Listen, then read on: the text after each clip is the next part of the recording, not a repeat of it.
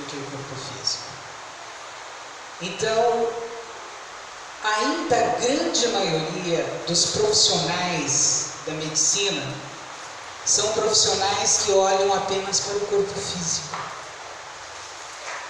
E a doença, de acordo com os estudiosos da doutrina espírita, não está no corpo físico. O corpo físico, ele reflete a doença que está no nosso perispírito. Por isso a necessidade da gente compreender o que é o perispírito. E ainda a gente tem muita dificuldade, mesmo a gente que está na doutrina espírita, ainda tem muita dificuldade de entender o que é o perispírito. Mas não foi a doutrina espírita que começou a falar sobre o perispírito. Aristóteles, na Grécia Antiga, chamava o perispírito de corpo sutil. Obrigado, Arthur. É a última, isso. O corpo sutil e etéreo, Pitágoras, de carne sutil da alma, Paracelso, que foi um filósofo do século XVI, de corpo astral, Paulo de Tarso, em Atos dos Apóstolos, de corpo espiritual. E a palavra perispírito, ela é criada por Kardec. Kardec, que já era um professor antes de codificar a doutrina espírita, ele considerava que após o espiritismo haveria um outro olhar para a maioria das situações. E portanto, como nós já conversamos na última palestra a respeito de espiritismo que foi criado por ele, e de outras palavras, a palavra reencarnação foi criada por Kardec. Às vezes tem muitas pessoas que dizem o seguinte: a reencarnação não existe porque não tem essa palavra na Bíblia. E realmente não existe na Bíblia, porque foi Kardec quem criou a palavra reencarnação. Então o perispírito é uma palavra criada por Kardec. E o perispírito do grego, em torno de, quer dizer, em volta. Do latim spiritus, que é alma, espírito, é o envoltório sutil e perene da alma que possibilita a sua interação com os meios espiritual e físico. Empregada pela primeira vez por Allan Kardec, no item 93 do Livro dos Espíritos, alma e perispírito constituem o espírito. O homem encarnado é um ser triplo: espírito, perispírito e corpo físico. Mas a maioria de nós, quando a gente olha no espelho, o que a gente vê? A gente vê o nosso corpo. E nós nos tratamos como tal. A gente ainda tem muita dificuldade de nos olhar como espíritos imortais. A gente ainda pensa que o que pensa é o nosso cérebro. E não é. O nosso cérebro, ele apenas registra o que o espírito pensa e ele transmite. Mas quem pensa é o espírito imortal. E ainda nós temos muita dificuldade em trabalhar com essa questão da morte do corpo físico, porque a gente não consegue pensar além do corpo físico. Ainda para a maioria de nós, mesmo nós que estamos estudando a doutrina espírita, ainda a maioria acredita que o cemitério será o final de tudo. Ainda temos essa dificuldade. E se nós não começarmos a pensar mais a respeito, vamos continuar sofrendo. Então, nós quando estamos aqui na Terra, nós somos 3 em 1. É o espírito, é o perispírito e é o corpo físico. Pela sua essência espiritual, o espírito é um ser indefinido, abstrato, que não pode ter ação direta sobre a matéria, sendo-lhe indispensável um intermediário, que é o envoltório fluídico, o qual, de certo modo, faz parte integrante dele. É semimaterial esse envoltório, isso é, pertence à matéria pela sua origem e à espiritualidade pela sua natureza etérea.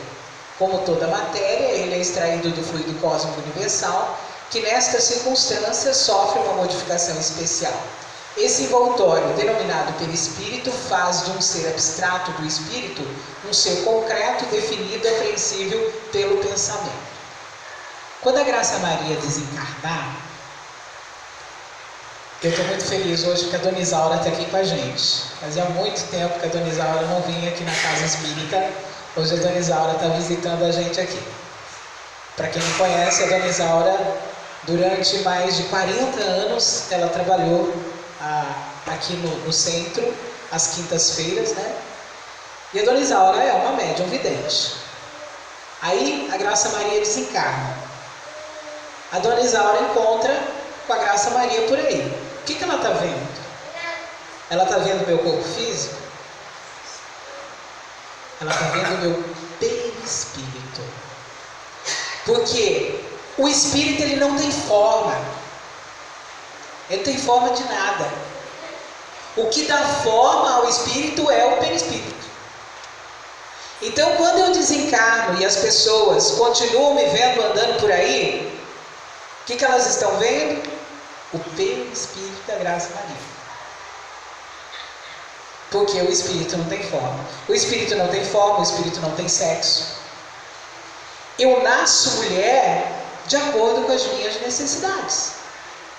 Eu nasço homem de acordo com as minhas necessidades. A questão do gênero, homem ou mulher, é de acordo com as minhas necessidades de evolução. Às vezes, durante muitas encarnações, eu nasço mulher. Aprendo bastante coisas sobre mulher. Mas aí eu não sei o quanto os homens sofrem, né? Porque os homens sofrem, gente. Como os homens sofrem, né? Aí eu vou precisar nascer, às vezes, várias encarnações no corpo masculino para aprender também a lidar com essa situação. Mas também a gente tem muita dificuldade de entender isso. A gente ainda acha, né, que não, nunca mais eu vou deixar de ser mulher. Ixi, às vezes já na próxima existência eu preciso nascer num corpo masculino, porque eu preciso aprender sobre essa questão. Então está aqui uma figura. A primeira figura ali é o corpo físico, o segundo é o perispírito, e o terceiro é o espírito, que é invisível totalmente. Porque realmente o espírito não tem forma nenhuma. E é interessante o seguinte, perispírito também existe para a minha evolução. Porque chega em um dado momento que eu não preciso mais do perispírito. Eu já vou me tornar apenas espírito. Não sei se em outros sistemas solares, né, a gente tenha esse mesmo formato de corpo físico.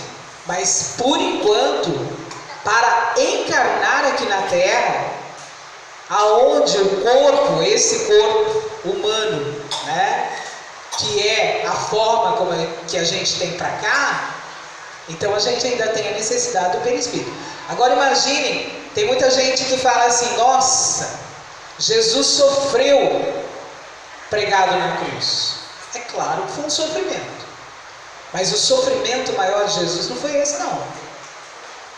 Foi depois de ser um espírito puro, ter que reencarnar no sistema da Terra, em que nós ainda precisamos até de perispírito. Nós ainda estamos numa condição tão pesada, tão difícil, que ainda precisamos desse formato. Então, para Jesus sair do sistema que ele estava, que ele já tinha passado, não somente pelo primitivo e pela expiação e provas que nós estamos, mas ele já tinha passado pela regeneração, pelos mundos celestes, e ele já estava na condição de espírito puro. E ele teve que voltar a reencarnar aqui. Esse foi o maior sofrimento para Jesus. É como se de repente nós, que vivemos hoje com luz elétrica, com água encanada em casa, podemos ir e vir com veículos, temos celulares, de repente a gente volte a viver na época da caverna. Como é que seria isso? Tendo que encostar uma pedra na outra para de repente tirar um foguinho ali, né? Tendo que correr atrás de animais para se sustentar. Para Jesus foi isso. Ele já estava numa condição tão superior e de repente teve que vir à Terra. Esse foi o maior sofrimento. Em suas pesquisas, codificando a doutrina, Kardec pergunta a espiritualidade: existe alguma coisa além da alma e do corpo? A resposta é sim, há o liame que une a alma ao corpo. De que natureza é? Semimaterial, um meio termo entre a matéria e o espírito. Então, quando nós estamos na carne, se não for o perispírito, eu não consigo, como assim dizer, grudar meu espírito. Eu preciso do perispírito para fazer essa ligação entre o espírito e o corpo. Então há essa necessidade do perispírito. Emmanuel, em 1952, ele diz: o perispírito, formado por substâncias químicas que transcendem a série estequiogenética, conhecida até agora pela ciência terrena, é a aparelhagem de matéria rarefeita, alterando-se de acordo com o padrão vibratório do campo interno. Padrão vibratório. Gente, de tudo que eu falar aqui, não esqueçam disso. Padrão vibratório. É isso que nos move. Onde nós estamos, se eu estou sofrendo, ou se eu estou feliz, se eu estou bem, ou estou mal, é o meu padrão vibratório que mexe comigo. Pensamento. Pensamento é tudo nessa vida. O padrão vibratório, ele é formado pelo que eu penso. Alguns chamam de alma. A doutrina chama de psicosfera. É aquela palestra que o nosso irmão Edson trouxe para a gente lá de Pinhalão. Eu vivo daquilo que eu penso. Se eu sou uma pessoa negativa, se eu sou uma pessoa que não acredita em mim, se eu sou uma pessoa que não acredita em Deus, eu vibro isso, eu respiro isso, eu como isso, é isso que me move. A medicina hoje ela começa a dar os primeiros passos nesse entendimento que eu não sou apenas um corpo físico. Então já existem vários médicos que a gente, ele faz todo o exame e ele não acha doença nenhuma. Aí ele já fala, é emocional. É o seu emocional que não está bem. Mas a doutrina espírita já diz o seguinte: a sua gastrite é o seu emocional, são as suas ações. A cólera, a raiva, o ódio, ele principalmente para na nossa parte gástrica. Então, quando eu tenho um ataque de fúria, aonde eu movimento todo o meu organismo? Na parte gástrica. Então eu já descobri que eu carrego bastante violência. Fígado problemático, vesícula problemática, e já cheguei assim. Então o que eu tento? Não adianta bater nas costinhas não, querido, é assim. Essa é a nossa vida. Então hoje eu já estou assim, identificando um monte de causas que eu já trouxe de outras existências, porque desde a infância esses problemas já se manifestam. E na realidade, quem que ocasionou tudo isso? Foi Deus? Não foi eu não. Ao longo da evolução, porque quando nós somos criados simples e ignorantes, né? Ao longo dessas existências todas, a gente vai utilizando os meios que a gente tem nas mãos, até a gente chegar à razão, aonde a gente para pensar antes de tomar uma atitude. É um longo caminho.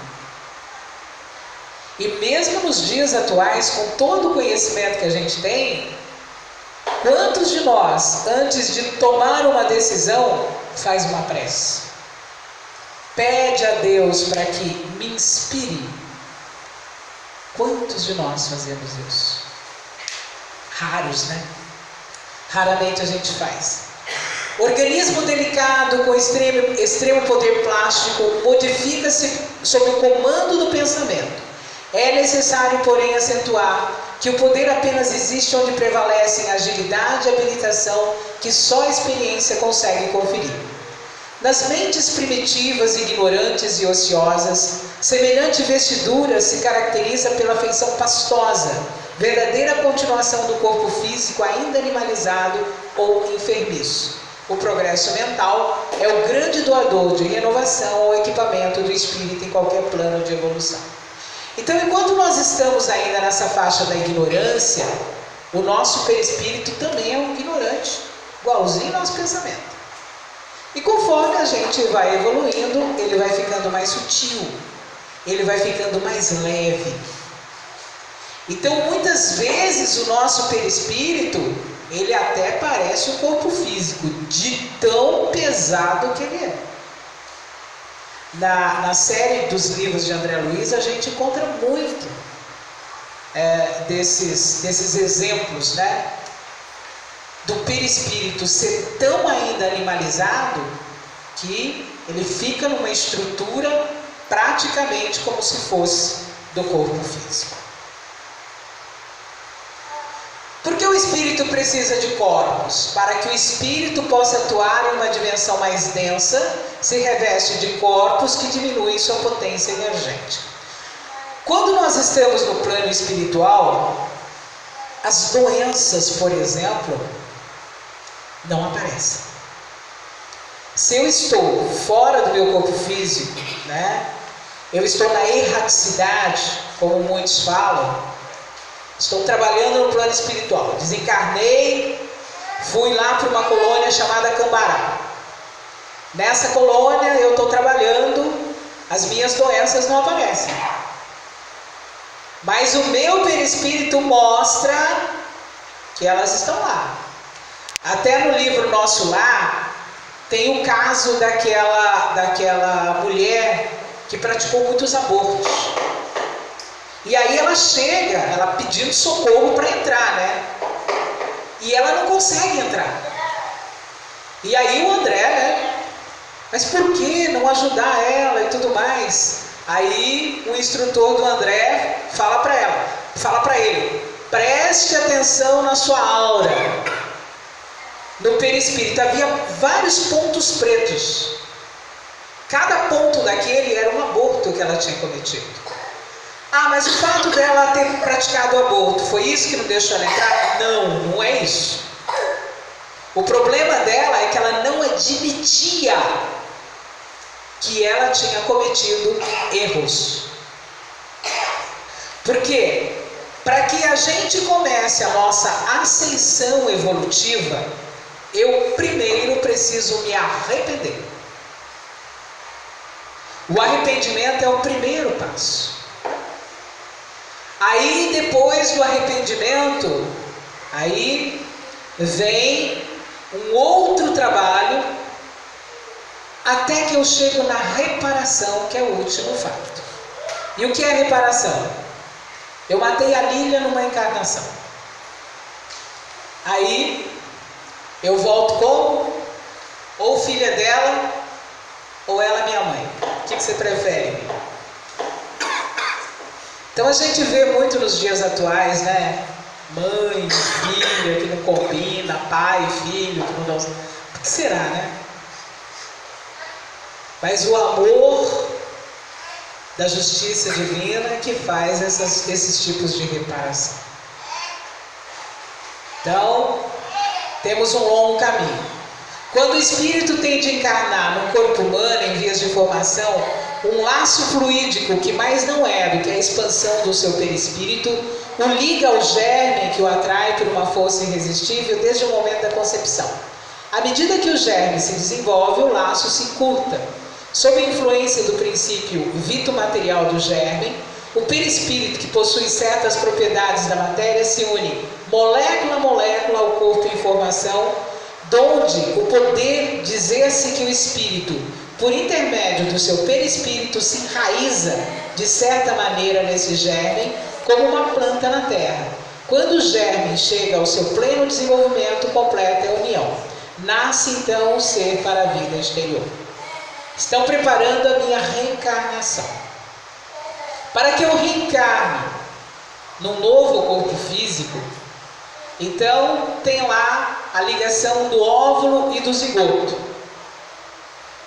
Eu sou envolvido por um laço fluídico, um laço invisível, e esse laço me atrai para essa ligação, e aí começa a minha nova encarnação. E é por isso também que a doutrina espírita diz: a partir do momento que houve a concepção, ali já existe uma nova vida. E aí a gente vai ver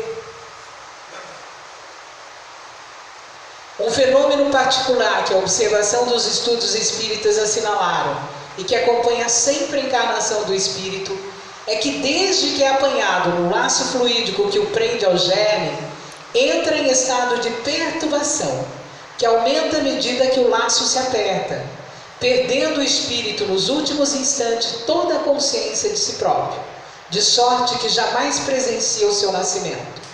Quando a criança respira, começa o espírito a recobrar as faculdades que se desenvolvem, à proporção que se formam e consolidam os órgãos que lhes hão de servir as manifestações.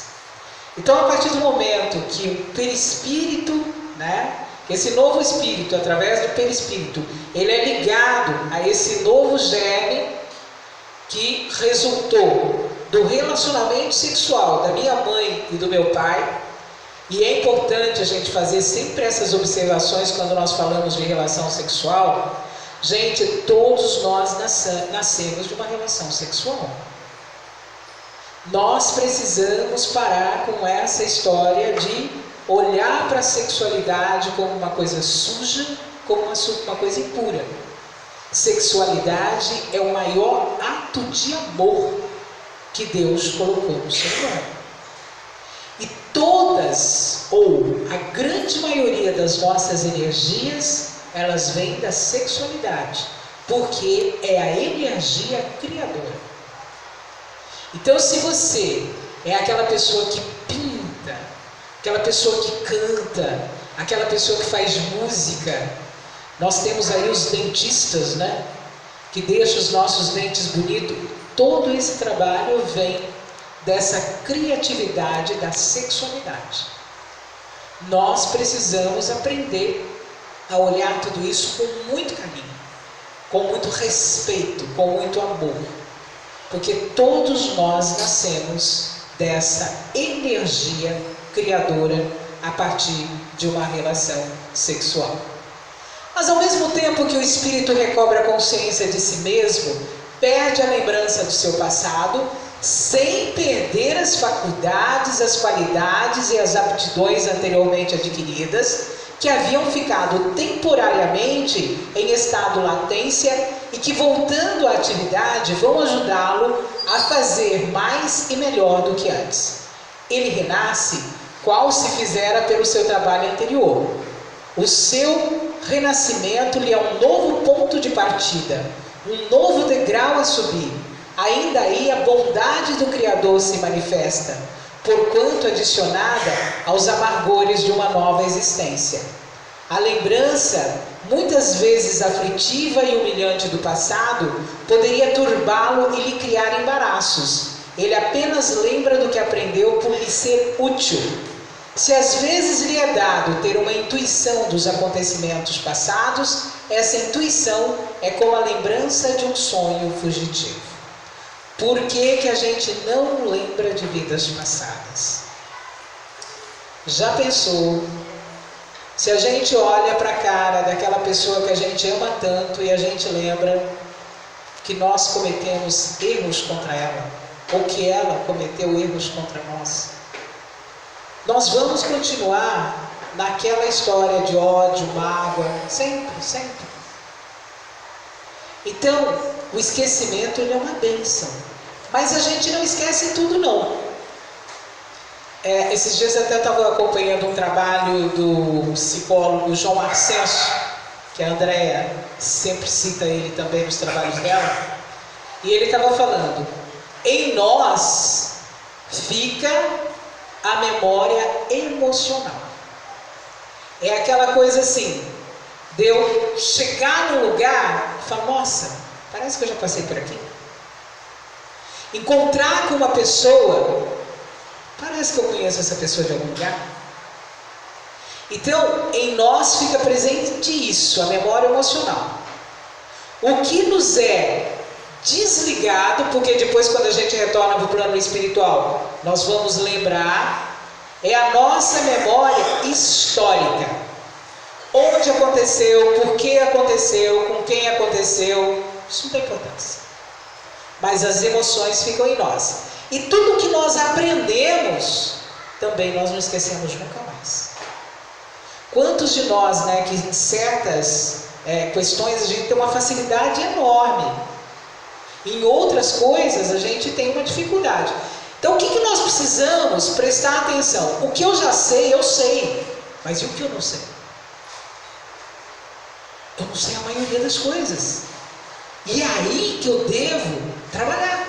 Para aprender aquilo que eu não sei. Para aproveitar a atual existência. Nós não sabemos tudo, ninguém sabe tudo. E quando a gente souber tudo do mundo de expiação e provas, a gente não vai saber nada do mundo de regeneração. Quando a gente saber tudo do mundo de regeneração, a gente não vai saber nada do mundo celeste. E quando sabermos tudo do mundo celeste, a gente não vai saber nada do mundo de espíritos puros. Portanto, a gente não tem que... tem muitas pessoas que ficam querendo saber o que eu fui, o que eu deixei de ser. Presta atenção nas suas dificuldades. Você tem dificuldade de ganhar dinheiro? Quem não tem? Por quê? Porque nós ainda não sabemos administrar dinheiro. E Deus, na sua infinita bondade, seu infinito amor, Ele não coloca nada nas nossas mãos que vai ajudar a gente a se perder. Ou a gente continuar cometendo os erros que nós já cometemos em vidas passadas. Por que eu não nasço linda, maravilhosa e fantástica? Porque muitas pessoas se perdem pela beleza física. Então é pelo ponto das nossas dificuldades que a gente vai percebendo aonde a gente escorregou na maionese nas existências passadas. E aquilo que eu tenho facilidade. Tem algumas pessoas, eu no meu caso, eu tenho certeza de uma coisa, que eu já fiz jornalismo em outras encarnações, porque nessa encarnação eu não fiz. Quem me ensinou a falar? Quem me ensinou de repente a ser comunicadora? Isso já é algo que eu trouxe. Então agora, em compensação matemática, eu não sei nada, gente. Vou ter que fazer a faculdade de matemática. Eu não sei nada. Então é por aí que a gente vai percebendo as nossas dificuldades e as nossas facilidades. A doutrina espírita ela não recomenda as terapias de vidas passadas. Por quê? Porque muitas das vezes isso pode piorar a nossa situação. Muitas das vezes a gente retorna às situações da onde a gente saiu para evoluir. Aí eu volto lá, isso me confunde, pode trazer transtornos emocionais para muitas outras encarnações. Então é seguir daqui para frente. É saber que essa questão do esquecimento é uma bênção divina. Vamos aprender. Aquelas pessoas dentro da nossa família que nós temos dificuldades, vamos aprender a conviver com elas. Porque ali pode ter um inimigo de vida passada. E nós, como disse Jesus, para que a gente deve reconciliar enquanto estivermos a caminho. Se eu tenho alguém com problemas ao meu lado, vamos trazer essa pessoa para o nosso coração. Vamos procurar entender-se com ela, para que a gente não retorne novamente, né? Para numa outra existência. Vai aí, Almir, que você tem que voltar mais uma esposa do Almir, então melhor agora. E aqui tem uma foto, que essa foto aqui é do pessoal da evangelização aqui do centro, né? Mostrando o que seria então o corpo, o espírito e o perispírito. Que Kardec também ele faz essa alusão, ele faz essa analogia com o perisperma de uma fruta, né? A espiritualidade ela sempre utiliza a expressão de liame ou laço de união, e tá aí então no centro, que seria a semente ou germe, seria o espírito. A polpa ali seria o perispírito. E a casca é o corpo físico. O que morre? A casca. A casca morre. Vamos todos nós encontrar em outras, no plano espiritual daqui a algum tempo. Espero que seja bastante tempo. Mas todos nós vamos nos encontrar lá, né? Sem o corpo físico, mas ainda com o espírito e com o perispírito. Por um efeito contrário à união do espírito e da matéria carnal, que se efetuara sobre a influência do princípio vital do germe, cessa desde que esse princípio deixa de atuar em consequência da desorganização do corpo. Mantida que era por uma força atuante, tal união se desfaz logo que essa força deixa de atuar. Então, o perispírito se despreende molécula a molécula conforme se unira, e ao espírito é restituída a liberdade. Assim, não é a partida do espírito que causa a morte do corpo. Esta é que determina a partida do espírito. Como é que ocorre então o desencarne? O corpo físico não tem mais condições de abrigar o espírito. É isso que ocorre. O meu corpo físico, ele tem um armazenamento que se chama fluido vital. É isso. Quando nos é preparada a reencarnação, nos dão uma quantidade de fluido vital para, por exemplo, eu viver 90 anos. Então, só que muitos de nós gastamos, né, esse fluido antes. A gente gasta, por exemplo, quando a gente tem uma crise de cólera, a gente joga fora fluido vital. Quando eu como demais, eu como em excesso, eu gasto fluido vital. Quando eu não cuido do meu corpo físico, quando eu não tomo água adequadamente, quando eu preciso ir ao médico e não vou, então eu estou jogando fora fluido vital. Porque nós precisamos cuidar do nosso corpo físico. Se não for ele, eu não tenho uma boa experiência na carne. E eu preciso ter uma boa experiência na carne. Gente, é muito sério isso. Muitos cuidam do espírito e não cuidam do corpo. Outros vão para as academias, ficam só cuidando do corpo e não cuidam do espírito. Nós precisamos cuidar do corpo e precisamos cuidar do espírito para que os dois se mantenham em equilíbrio.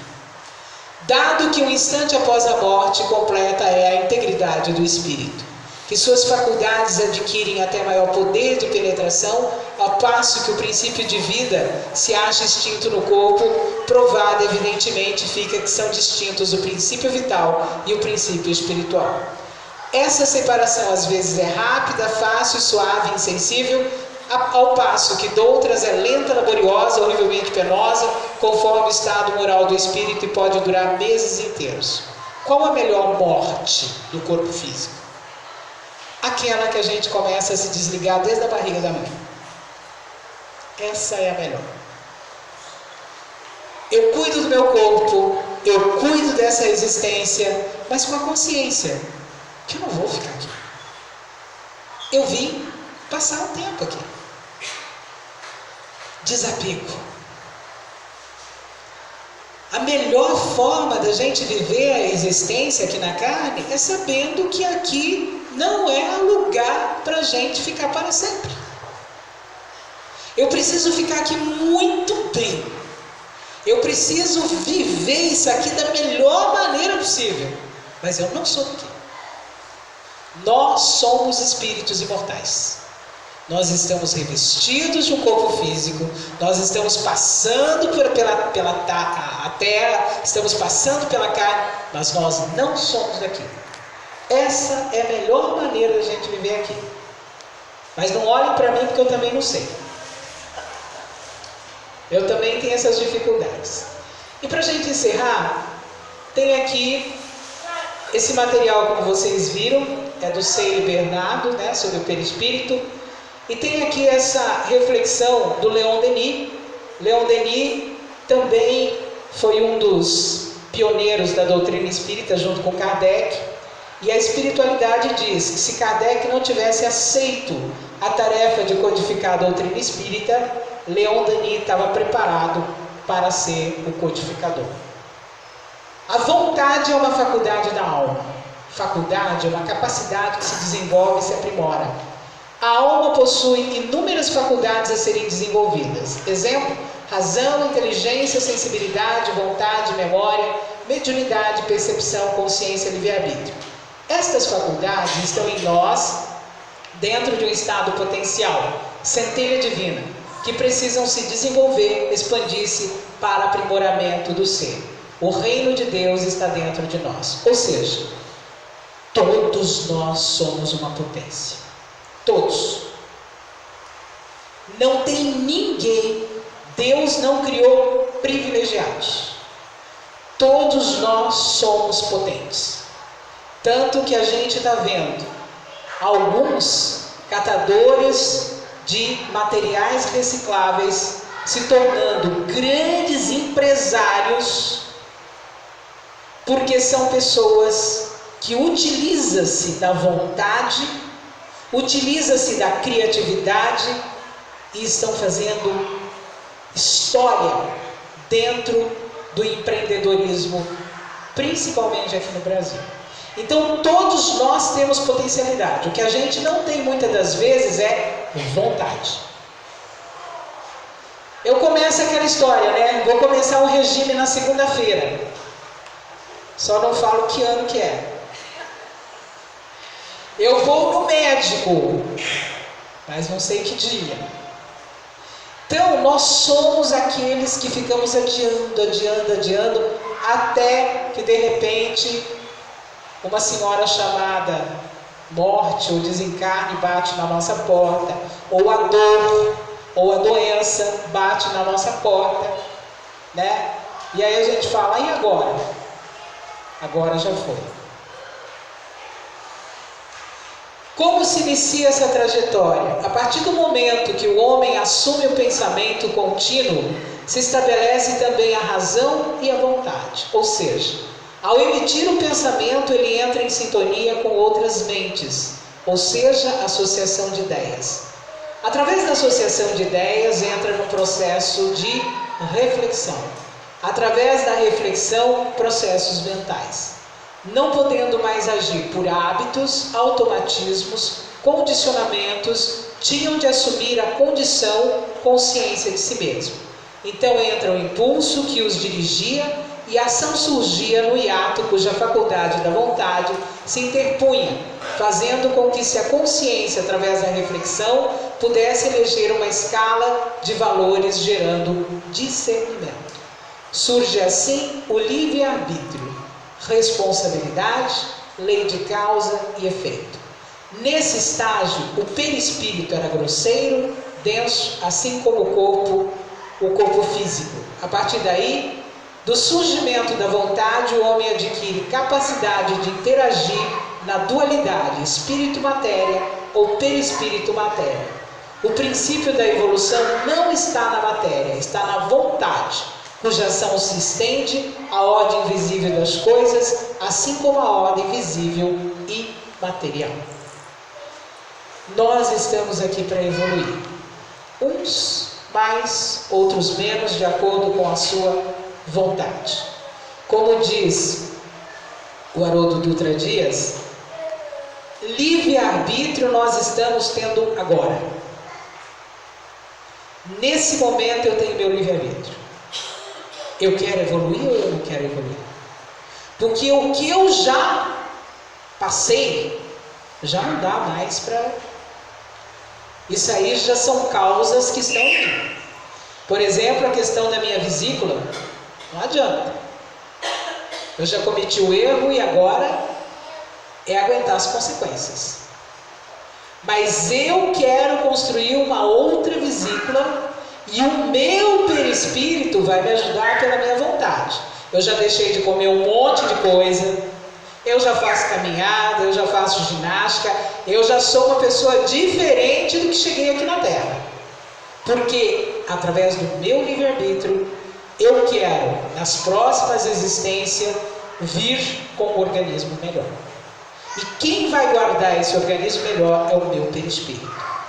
Na próxima existência, ele vai, item por item, unindo moléculas, e espero que lá a minha vesícula seja melhor do que essa que eu ganhei nessa encarnação, porque essa me deixou assim bastante limitada. Era isso que a gente tinha a falar sobre o perispírito. Vamos para os